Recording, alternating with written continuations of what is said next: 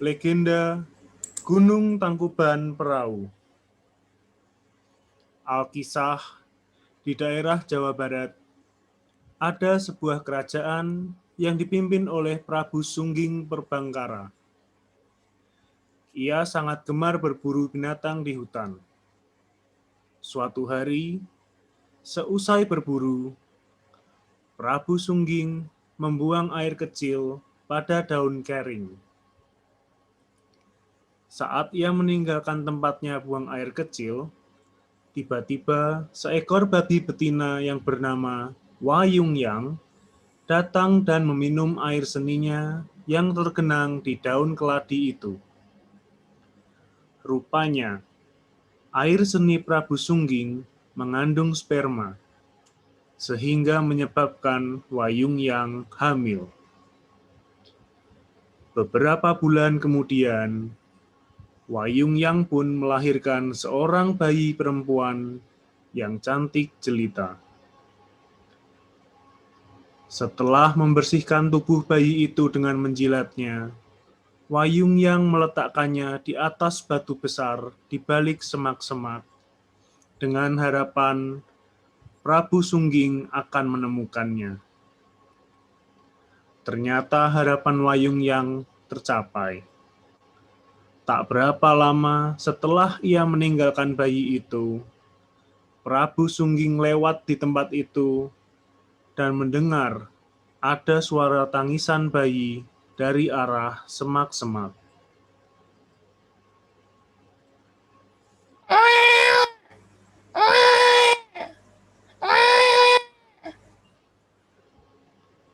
Suara bayi di mana tuh? Panglima, coba dicek. Siap. Dengan hati-hati, Panglima berjalan perlahan-lahan mendekati sumber suara itu dan mendapati seorang bayi perempuan mungil dan berparas cantik tergeletak di atas sebuah batu besar. Paduka, ada bayi perempuan di atas batu. Bayi siapa? Entah, cuman ada bayi ini saja. Mungkin dibuang oleh orang tuanya. Kasihan juga ya. Bayi selucu ini dibuang ke hutan. Sungguh terlalu. Kita rawat saja. Kasihan juga kalau ditinggal di sini. Bisa dimakan hewan buas. Oke. Kita namai dia Dayang Sumbi. Sang Prabu pun membawa pulang bayi itu ke istana, lalu merawat dan membesarkan Dayang Sumbi dengan penuh kasih sayang. Waktu pun terus berjalan. Dayang Sumbi tumbuh menjadi gadis yang cantik jelita. Selain cantik, ia juga sangat mahir menenun dan pandai memasak. Tak heran jika para raja dan pangeran silih berganti datang melamar Dayang Sumbi. Namun, tak satu pun lamaran yang diterimanya.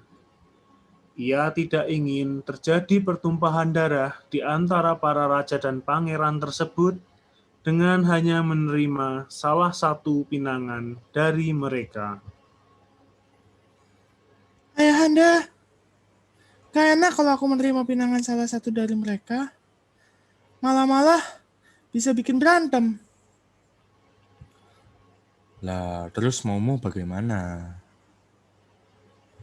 Tak pergi aja gimana? Mau kemana? Mengasing ke hutan yang jauh dari sana. Yakin nih. Gak ada hiburan loh. Gak apa-apa ya. Santuy. Ya udah, karepmu. Nanti tak bikinin pondok sama tak bawain alat tenun kesukaanmu biar kamu nggak bosen di sana. Siap. Thanks, Ayah. Di pondok itulah Dayang Sumbi menghabiskan waktunya sambil menenun kain. Hingga pada suatu malam, ketika Dayang Sumbi sedang menenun kain, tiba-tiba segulungan benangnya terjatuh dan berguling keluar pondoknya. Karena malam sudah larut, ia merasa takut untuk mengambil gulungan kain tersebut. Tanpa disadarinya, tiba-tiba terlontar ucapan dari mulutnya. Aduh, gimana ya? Dah, siapapun yang mengambil benang ini, kalau cewek jadi saudara, kalau cowok tak kawinin. Tanpa diduga sebelumnya, tiba-tiba seekor anjing jantan berwarna hitam datang menghampiri dan membawakan gulungan benang milik Dayang Sumbi. Namun, apa hendak dikata, ia sudah terlanjur berucap, ia harus menepati janjinya. Baiklah, anjing. Aku akan menepati janjiku. Meski kamu anjing, yuk kita kawin. Mendengar perkataan Dayang Sumbi, anjing hitam itu tiba-tiba menjelma menjadi seorang pemuda yang sangat tampan. Dayang Sumbi terkejut dan heran menyaksikan kejadian itu. Loh, kok ganteng? Siapa kamu? Mana anjing tadi? Ya ganteng dong. Saya kan titisan dewa. Akhirnya, Dayang Sumbi dan pemuda tampan itu saling jatuh hati dan menikah. Keduanya bersepakat untuk merahasiakan hubungan mereka kepada siapapun, termasuk kepada sang ayah Prabu Sungging Perbangkara. Sejak saat itu, kemanapun Dayang Sumbi pergi, ia selalu ditemani oleh suaminya. Dayang Sumbi memanggilnya dengan panggilan Situmang.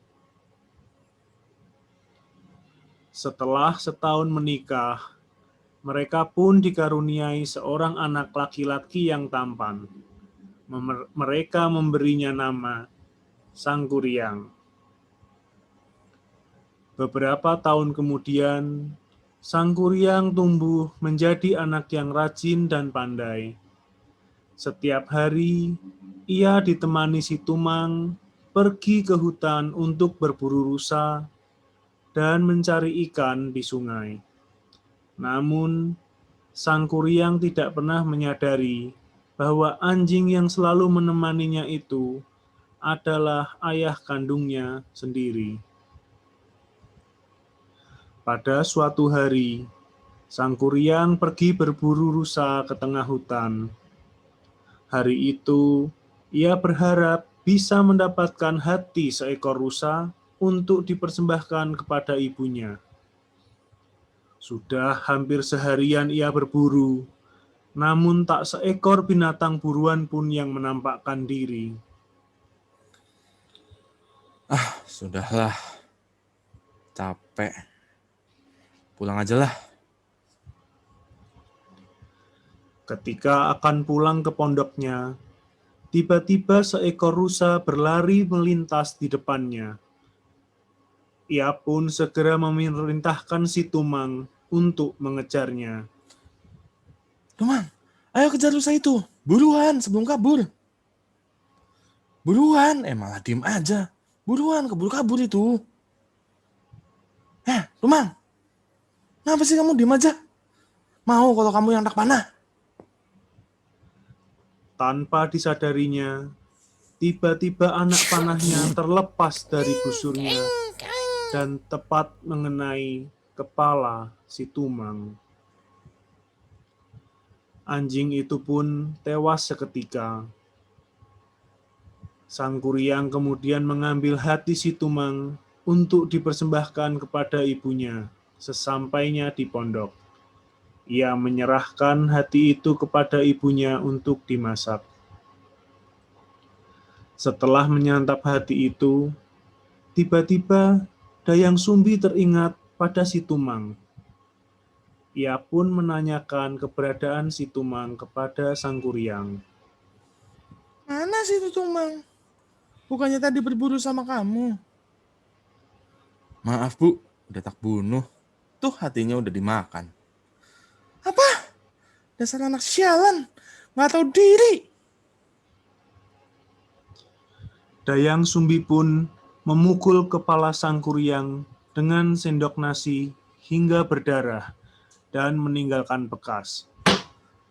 Loh, kenapa dipukul? Saya kan cuma pengen ibu senang. Toh cuma anjing hitam jelek gitu.